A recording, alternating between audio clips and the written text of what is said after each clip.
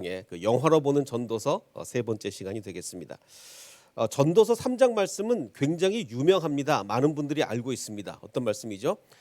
범사에 기한이 있고 또 천하 만사가 다 때가 있다. 하나님이 정하신 때가 있는 거지 뭐 아무 때나 다 되는 게 아니다. 이렇게 얘기를 하죠.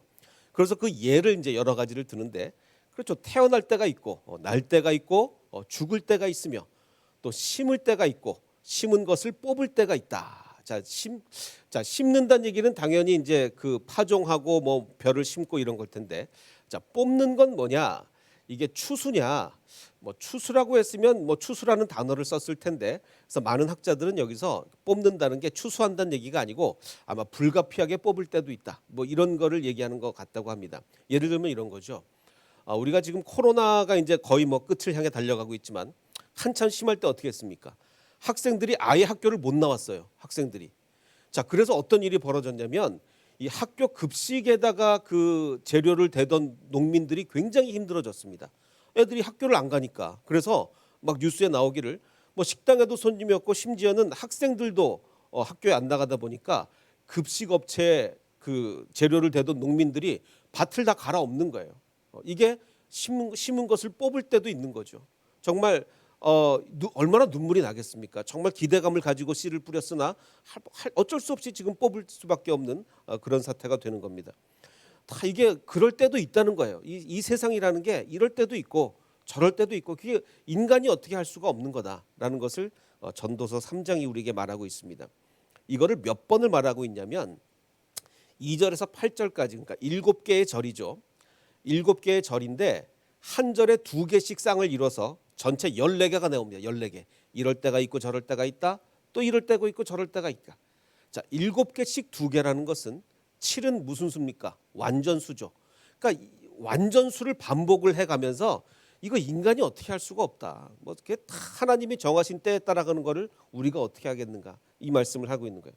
그래서 울 때가 있고 우리 뭐 정말 이 코로나 기간에 굉장히 우울하기도 했고 코로나 기간에 정말 많이 힘들었습니다. 또 웃을 때가 있는 이제 끝날 때가 되면 또 이제 웃을 때가 있는 거죠. 슬퍼할 때도 있고 또 춤출 때도 있습니다. 그 성경에 보면 찬양할 때 춤을 많이 추라고 계속 얘기를 하는데 이게 우리나라 사람들 이게 춤을 안 춰요. 이게 찬양할 때 이게 정말 춤을 춰야 되는데 뭐 춤출 때가 있으며 또 마지막에 가면 이게 나와요. 전쟁할 때가 있고 평화할 때가 있다. 그렇죠. 인류 역사를 보면 물론 전쟁이 없으면 제일 좋겠죠. 전쟁이 없으면 제일 좋겠지만 그럴 수가 없어요. 이 인간이 악하기 때문에 전쟁할 때가 있다는 거예요. 지금도 우리 우크라이나에서 얼마나 이 비극적인 전쟁이 일어나고 있습니까? 전쟁할 때가 있고 평화할 때가 있다는 거예요. 자, 그래서 이제 이 구절은 이런 얘기를 합니다. 일하는 자가 그의 수고로 말미암아 무슨 이익이 있으랴. 자, 이거는 무슨 얘기입니까? 이건 뭐 꼭 그렇다는 게 아니고 그럴 때도 있다는 거예요. 지금 아까 그 밭을 갈아엎는 농부의 마음. 정말 수고해서 밭을 일구고 뿌리고 심고 가꾸었는데 갈아엎어야 되는 거예요. 그러니까 이게 무슨 이익이 있겠는가? 항상 그런 건 아니지만 정말 아무 이익 없이 끝날 때도 그럴 때도 있다는 거예요. 그래서 하나님이 인생들에게 노고를 주사 정말 힘들게 해가지고 애쓰게 하신 것을 내가 보았노라. 이건 하나님이 무슨 악의를 가지고 그런 게 아니라 원래는 인간들의 이 노동이라는 건 정말 아름답고 정말 아무 문제 없고 정말 기쁜 게 노동이었는데 이 죄가 들어오면서 다 그렇게 된 거 아니겠습니까? 그래서 정말 이게 우리가 애썼지만 아무 보람도 없이 끝날 수도 있다는 거예요. 자, 그런데 그러면 무슨 때냐 지금이 이런 걸 알면 참 좋은데 그러나 하나님이 하시는 일의 시종을 사람으로 측량할 수 없게 하셨다. 우크라이나에 전쟁이 일어날 줄을 물론 아주 임박해서야 알았겠지만 그 전에 뭐 10년 전에 20년 전에 우리가 어떻게 알았습니까? 우리가 몰랐잖아요. 뭐 코로나가 올지 우리가 어떻게 알았습니까? 우리가 모르는 거예요. 사람으로 측량할 수 없게 되는 겁니다. 그래서 이 지금 구절은 하나님의 큰 뜻의 지배를 받는 얼마나 인간이 불가항력적이냐. 인간은 뭐 아무리 날고 기어봤자 어쩔 수가 없다는 것을 얘기하고 있는 겁니다. 그 지난주 예배 마치고 그 밑에서 식사를 하다가 장로님이 이런 말씀을 하시더라고요. 그 요즘 뭐 환율이 엄청나게 오르지 않았습니까? 뭐 엄청나게 올랐는데 그 장로님 한 분이 얼마 전에 그 장로님께서 그 달러를 좀 많이 사놓을 기회가 있었는데 그걸 안 산 게 얼마나 안타까운지 모르겠다. 그걸 알면 누가 못 삽니까? 그걸 알면요 뭐 전부 다 우리가 다 옛날에 강남에 논밭일 때 땅 사놓지 않았겠습니까? 모르니까 그런 거예요. 모르니까. 알면 누가 그렇겠어요. 지금 이 전도서가 하는 말이 사람으로 측량을 못한다 이거예요. 인간은 불가항력이라 이거예요. 그 3장 1절을 다시 한번 조금 그 원어적으로 보면 범사에 기한이 있고 천하 만사가 때가 있다라고 하면서 이제 이 원어가 어떻게 되냐면 기한이라는 것은 제만이라는 히브리어고 때라는 것은 에트라는 히브리어입니다. 자, 기한이라는 건 그야말로 시간의 기간이에요. 일정 기간 여기서부터 여기까지. 그 기간도 하나님이 정하시는 거고 때라는 거는 딱 어느 포인트 그때 이 때도 하나님이 정하시는 거죠. 근데 이 기간이라는 단어는 물론 성경에 많이 나오는 단어는 아니고 아주 적게 나오는데 이 지금 전도서 3장에 뭐하 때 무슨 때 이거는 전부 다 거의 대부분 다 에트를 쓰고 있습니다. 그럼 제만이라는 단어는 언제 쓰느냐? 제만 그 기간을 언제 쓰느냐? 그 사용 예를 그 느헤미야서에서 한번 보겠습니다. 그 다들 잘 아시다시피 느헤미야가 누구였냐면 페르시아 왕의 술 맡은 관원장이었어요. 이 유대인인데 술 맡은 관원장이 되려면 얼마나 신뢰를 얻었겠습니까? 보통 사람이 아닌 거죠. 유대 사람이면 다 멸시를 하던 시대에 페르시아 왕 어마어마한 왕의 술 맡은 관원장이 됐으니 뭐 대단한 사람이에요. 자, 그런데 이제 이 대단한 사람 느헤미야가 그 예루살렘 성벽이 무너져 있다 정말 처참하다 그 소리를 듣고 잠이 안 오는 거예요. 그래서 내가 이 예루살렘으로 돌아가서 무너진 예루살렘 성벽을 재건해야 되겠다. 근데 이제 왕의 허락을 받아야 되잖아요. 왕의 허락을 받으려고 이렇게 있는데 그래서 다녀와도 되겠습니까? 이렇게 하는 건데 그 왕이 이렇게 묻습니까? 그럼 언제 돌아올 거냐? 언제 돌아올 거냐? 자, 이 느헤미야가 뭐 1차 갔다 오고 2차 갔다 오는데 1차 갔다 오는 게 몇 년 동안 갔다 오는지 아십니까? 이 자기 자리를 놔두고 이 중요한 술 맡은 관원장을 놔두고 1차 다녀오는 기간이 12년을 다녀옵니다. 자, 그럼 왕이 너 얼마 다녀올래? 라고 묻습니다. 그러면 12년이요. 뭐 이렇게 얘기를 하겠습니까? 근데 모르겠습니다. 처음에 뭐 한 1년, 2년 했다가 연장을 한 건지는 모르겠는데 느헤미야가 내가 기한을 정해서 얘기했다라고 얘기합니다. 여기서 제만 얼마 동안을 얘기한 거예요. 그 기간 제한.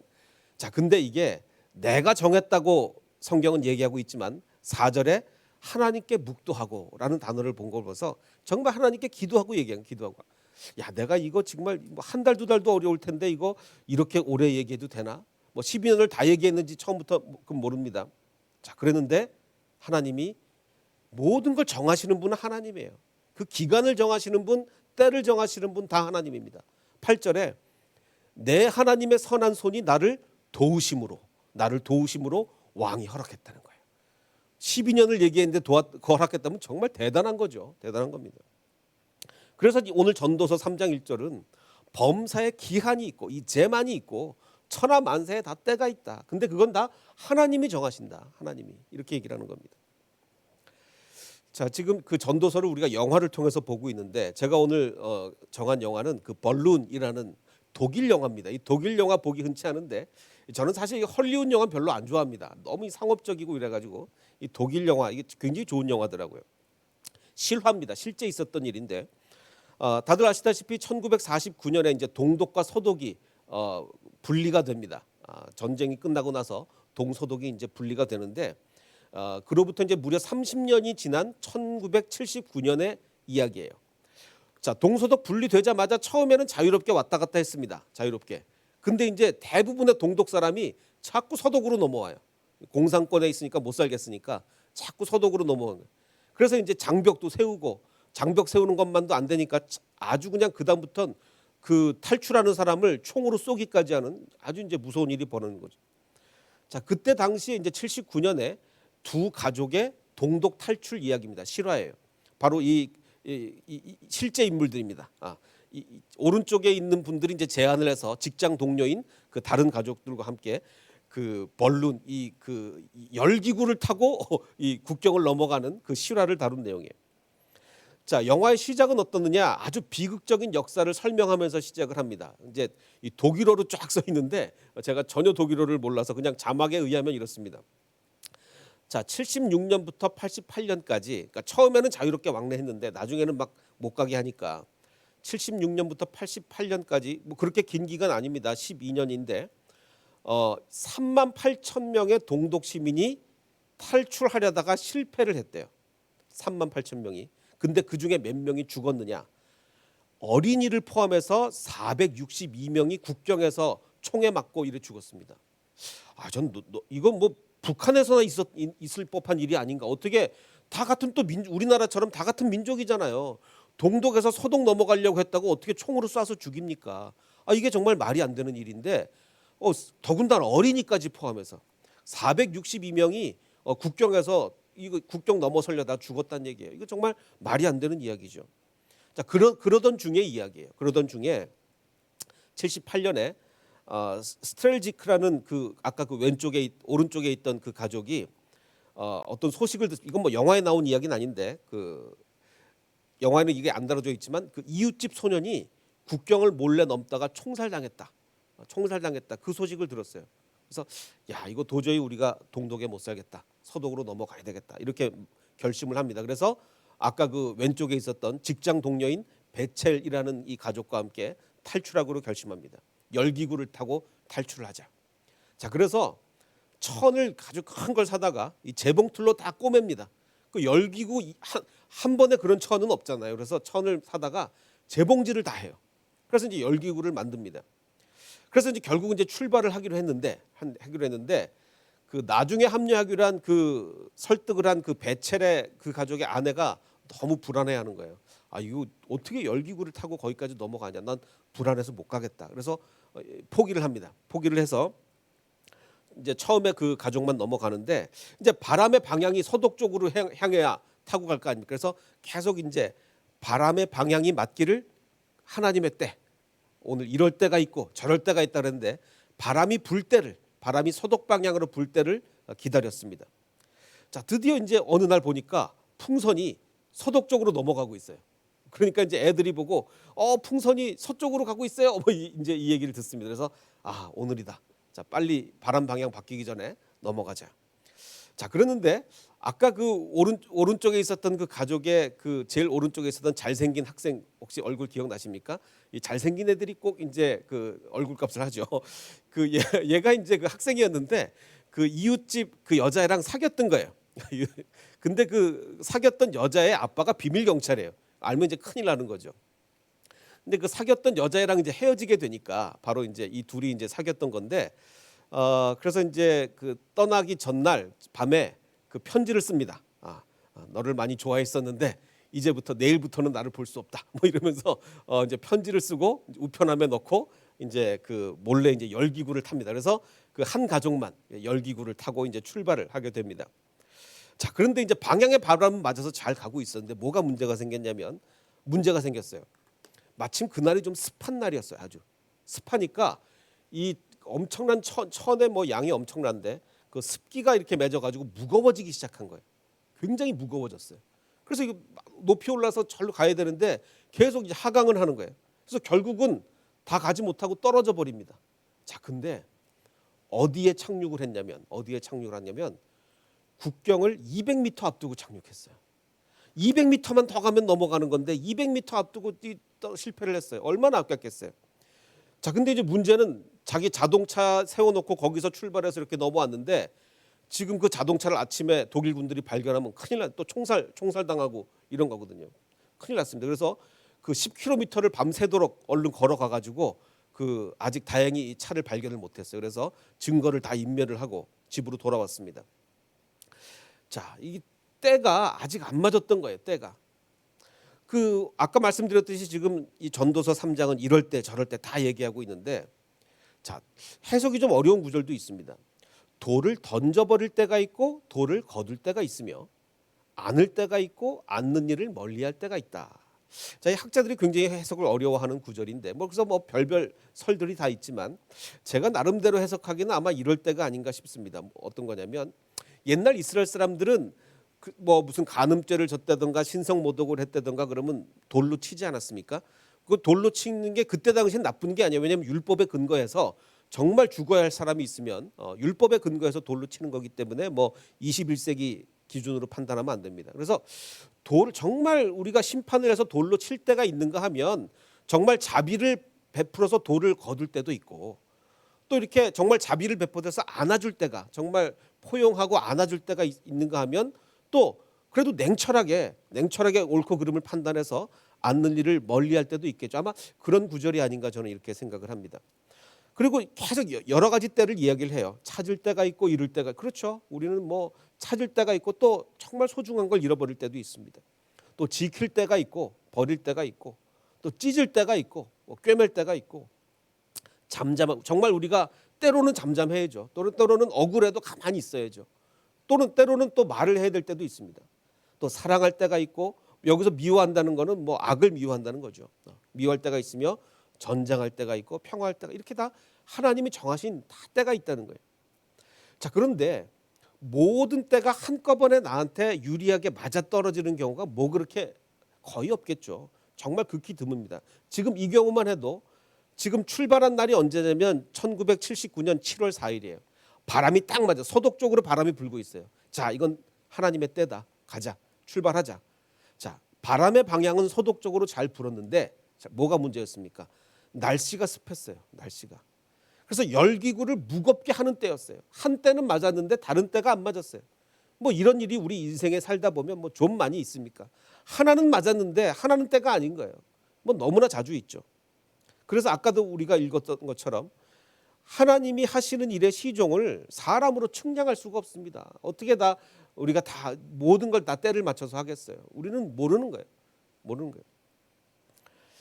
자, 다시 영화로 돌아와서 아까 그 잘생긴 그 학생이 자, 문제는 이제 내일부터는 나 못 본다. 이렇게 편지를 써놓고 갔는데 다시 돌아왔으니 그거를 걔가 읽고서 또 그 비밀 경찰인 아버지가 알고 이러면 어떡하겠습니까? 그래서 얘가 얼른 편지통을 찾아갑니다. 그래서 편지통에 있었던 아직 개봉 안 된 편지를 다행히 회수해 와요. 자, 근데 이제 문제는 그 큰 열기구를 국경 200m 앞에 떨어뜨려 놓고 그걸 뭐 가져올 수는 없으니까 걸어와야 되니까. 근데 이제 그게 국경 수비대에 발각이 됐어요. 그 큰 이 열기구가 있는 걸 발각이 됐습니다. 자, 그런데 더군다나 그 집 엄마가 이제 갑상선 약을 먹고 있었는데 그 약을 그 숲에다 떨어뜨리고 왔어요. 그 갑상선 여기 그 처방전도 이렇게 써 있고 한데 그걸 사람 이름은 다행히 안 써 있었다 그래요. 자, 그런데 이 약을 떨어뜨리고 왔으면 이제 큰일 난 거죠. 이걸 이 엄마가 이제 나중에 알 거예요. 나중에 약을 먹으려다 보니까 약이 없었던 거예요. 내가 약을 거기다 떨어뜨리고 거기 처방전에 그 뭐 중요한 정보들도 있고 이거 어떡하냐. 이제 우리 큰일 났다. 이제 우리는 발각돼서 우리는 사형을 당할 수밖에 없겠구나. 이제 그러면서 이제 남편한테 하는 얘기가 우리 오빠가 탈출을 시도하다가 14살에 경찰에 끌려갔다. 자, 그래서 경찰한테 하도 얻어 맞아가지고 이빨이 다 부러져 버렸다. 우리 14살짜리 오빠가. 그러면서 이제 우리가 이제 그 약도 떨어뜨리고 와서 이제 우리 분명히 발각될 텐데 우리는 총살 당하고 아이들은 고아원에 가게 되는 나는 지금 악몽을 맨날 꾸고 있다. 이렇게 고백을 합니다. 뭐 그 얘기를 듣고 있던 아이가 와서 막 우리 고아원 가면 어떡하냐 그랬더니 막 그래 너 절대로 고아원 가지 않게 해줄게. 다시 한번 막 이렇게 좀 어려운 시기를 막 지내고 있습니다. 그래서 이 가족이 다시 시도하기로 했어요. 다시 이 열기구를 만들어서 경찰한테 발각되기 전에 빨리 다시 출발을 하자. 자, 그럼 16절에 보면 오늘 본문의 16절에 보면 이런 얘기가 있죠. 또 내가 해 아래서 보건대 재판하는 곳 거기에도 악이 있다. 자, 지금 이 동독의 재판관들은 선으로 재판을 합니까? 악으로 재판을 합니까? 악으로 재판을 하는 거예요. 아니 정말 이 공산치하에서 살기 싫어서 서독으로 넘어가겠다는 게 그게 뭐가 악입니까? 그게 무슨 죄입니까? 그런데 그 사람들을 총살을 하고 어떻게 같은 민족끼리 서독으로 가겠다는데 뭐 딴 데 가겠다는 것도 아니고 그런 재판들을 이 동독의 재판관들이 했다는 거예요. 그러니까 재판하는 곳 거기에도 악이 있고 정의를 당연히 재판이라는 것은 정의가 이루어져야 되는데 거기도 악이 있다는 거예요. 오늘 이 3장 본문 말씀이 얘기하고 있는 거죠. 자, 그래서 내가 내 마음속으로 이르기를 지금은 아니어도 지금은 이렇게, 그러니까 이 전도자가 이 전도서의 저자가 말하기를 지금은 재판하는 곳에 이렇게 악이 이루어지지만 결국에는 이제 성경에 안 써 있고 제가 첨언한 거지만 지금은 재판하는 곳에도 악이 있지만 결국에는 의인과 악인을 하나님이 심판하실 거다. 세상 재판관이 심판하는 게 아니라 하나님이 심판하실 거다. 이는 모든 소망하는 일과 모든 행사에 때가 있다. 아직은 때가 아니다. 아직은 악이 판치는 때다. 아직은 악이 지배하는 때라서 정말 우리가 옳은 재판을 기대할 수 없지만 언젠가는 그 때가 올 때 하나님이 함께 해줄 거다. 자, 그래서 나중에 결국 독일도 결국은 이 베를린 장벽이 무너지잖아요. 이 사건이 있고서 한 십몇 년 후에 이 베를린 장벽이 결국은 하나님의 때가 되니까 장벽이 무너지는 거예요.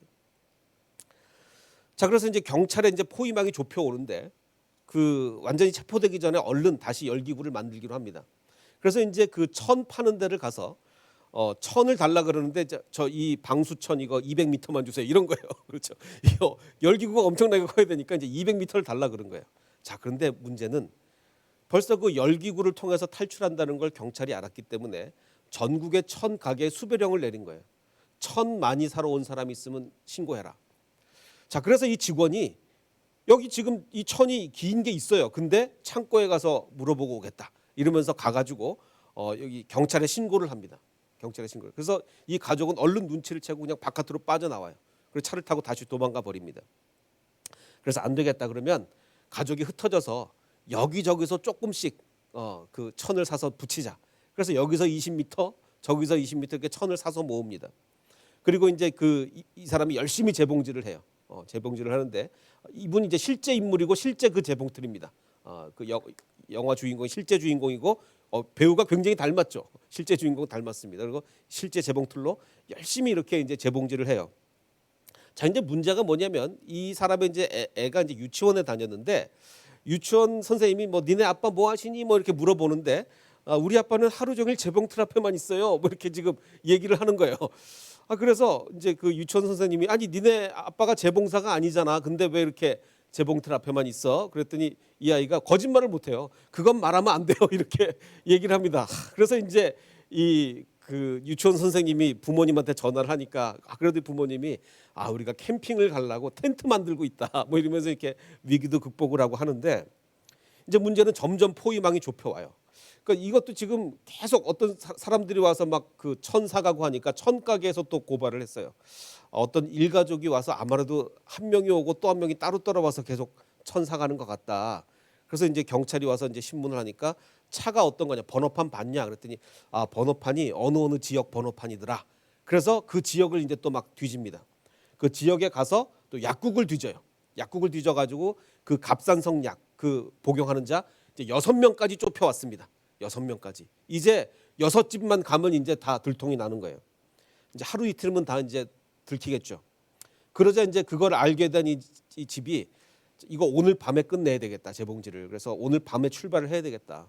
그래서 정말 뭐 엄청나게 빠른 속도로 작업을 해서 결국 경찰이 막 오는데 경찰이 딱 도착해 보니까 이제 그 가족은 출발하고 없는 빈 집이었어요. 그래서 그 정말 이 열기구를 만들어서 불을 붙여서 하늘로 날아오게 됩니다. 자, 그런데 이제 문제는 자 이렇게 이제 날아올랐는데 재봉질을 너무 나중에 급하게 하다 보니까 그 위에가 좀 찢어진 거예요. 찢어졌어요. 그래서 가다가 계속 가다가 또 입에 원하는 만큼 멀리 가지 못했습니다. 그래서 이제 땅에 내려왔는데 그럼 도대체 이게 우리가 국경을 넘은 거냐 못 넘은 거냐 막 이러고 있는데 자, 영화에는 나오지 않았는데 이제 나중에 이제 그 제가 사건을 조사해 보니까 이 사람들이 딱 날아서 자동차가 지나가는 걸 봤는데 아우디를 해요. 아우디. 서덕에 왔구나. 이게 동독에는 그때 아우디가 없었나 봐요. 그래서 서덕에 왔구나. 그래가지고 드디어 이제 성공을 했다. 그래서 부둥켜갖고 이제 성공의 기쁨을 누리게 됩니다.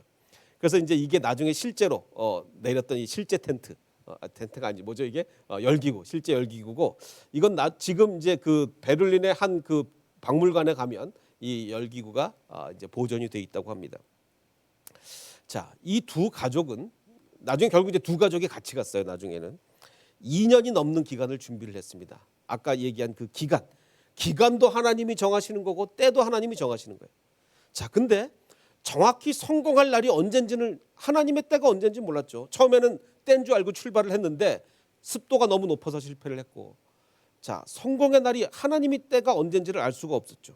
왜냐하면 범사에 기한이 있고 천하만사에 다 때가 있는데 그 때를 정하시는 분은 하나님이기 때문에 그래요. 자, 그러면 우리 인생에 보면 참 때가 안 맞을 때가 너무 많지 않습니까? 다 때가 착착 맞아 떨어지면 정말 뭐 우리 잘 나갈 것 같은데 때가 안 맞을 때가 너무 많아요. 안 맞을 때가. 그러면 때가 안 됐다고 혹은 때가 맞지 않았다고 우리가 하나님을 원망할 겁니까? 왜 하나님 나한테 옳은 때를 안 주냐고 원망할 겁니까? 11절을 보면 하나님이 이렇게 얘기를 합니다. 하나님이 모든 것을 지으시되 때를 따라 아름답게 했다. 원래 하나님은 모든 때를 아름답게 하신 거예요. 원래 하나님은. 자, 그런데 인간이 이 죄악된 세상이 되었기 때문에 이게 안 맞는 거죠. 안 맞는 겁니다. 하나님은 모든 것을 아름답게 하셨는데 이 세상이 악해서 이게 안 맞는 거예요. 그래서 하나님께서는 야, 너희들은 이 세상에 소망을 두지 말고, 어차피 이 세상은 때가 안 맞을 수밖에 없는 거예요. 그 세상에 소망을 두지 말고 영원을 사모해라. 영원을. 하나님의 일을 사모해라. 이렇게 우리에게 말씀하시는 거죠. 자, 그래서 우리는 사실 내 삶에 정말 때가 착착 맞았느냐 안 맞았느냐보다 중요한 게 뭡니까? 무엇을 갈망하며 살았느냐, 내가 무엇을 추구하며 살았느냐, 그게 중요한 거예요. 그게. 자, 그래서 오늘 이 전도서 3장 말씀이 우리한테 얘기해 주고 있는 건 그거죠. 인간이 바꿀 수 없는 부분이 있고 바꿀 수 있는 부분이 있습니다. 인간이 바꿀 수 없는 부분은 뭐죠? 그건 하나님이 정하신 때예요. 이거 어떻게 바꾸겠습니까? 이거 뭐 태어날 때를 인간이 정하겠습니까? 죽을 때를 인간이 정하겠습니까? 내가 태어날 때를 어떻게 정할 수가? 우리가 바꿀 수 없는 그 때가 있습니다. 참 많죠. 자, 그런데 인간이 바꿀 수 있는 부분이 있죠. 그건 뭡니까? 오늘 본문의 12절에 사람들이 사는 동안에, 그러니까 어차피 이 때는 우리가 못 맞춘다 이거야. 우리가 하나님의 때를 맞출 수가 없고 할 수 있는 건 뭐냐? 사람들이 사는 동안에 기뻐하며 선을 행하는 것보다 더 나은 것이 없다는 거예요. 이걸 한 번 얘기하는 게 아니라 또 얘기합니다. 22절에 그러므로 나는 사람이 자기 일에, 여기서 말하는 자기 일은 맡겨진 하나님의 일, 나한테 맡겨진 하나님의 일에 즐거워하는 것보다 더 나은 것이 없다. 어차피 때는 안 맞는다는 거예요. 어떻게 맨날 때를 맞추고 사냐. 그러니까 때 맞았다고 좋아할 거 없고 안 맞았다고 너무 슬퍼할 거 없고 하루하루 하나님의 일 맡겨진 거 하는 것에 감사해라. 그 얘기입니다. 자, 그래서 탈출에 성공한 것은요, 때가 맞았기 때문이에요. 아까 400 몇 명이 탈출하다가 총에 맞아 죽었다 그랬죠. 그 사람들은 그럼 다 의미 없는 겁니까? 아니요. 그 사람들은 그냥 때가 안 맞았을 뿐이에요. 하나님이 때를 그 사람들에게 허락하지 않았을 뿐이에요. 그러면 그 사람들은 정말 그냥 비참하게 죽고 끝납니까? 아니요. 더 중요한 것은 때를 맞췄느냐 안 맞추느냐, 그거보다 더 중요한 것은 그들이 자유를 추구했다. 그들이 추구했던 게 뭐냐?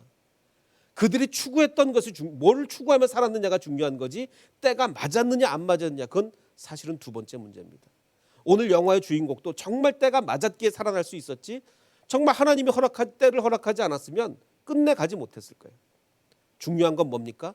그들이 자유를 추구했다는 거죠. 우리한테 중요한 건 뭡니까?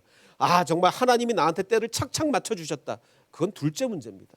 우리가 뭘 추구하며 살았느냐. 그래야 거기에 행복이 있고 거기에 만족이 있는 거예요. 지지난주에 저희 신학교 동기 중에 한 분이 아주 개척해서 이제 목회를 참 어렵게 했던 분인데 보이스피싱을 당했어요. 제 신학교 동기 중인데 정말 순수하고 정말 훌륭한 목사님이고 정말 그렇게 훌륭한 목사님이 드문데 보이스피싱을 당해서 생활비를 다 날리고 말았어요. 그래서 이게 어떡합니까? 그래서 이제 우리 또 목사님들이 또 동기들이 또 이렇게 힘을 모아서 우리 목사님들 다 어렵죠. 어렵지만 또 이렇게 힘을 모았어요.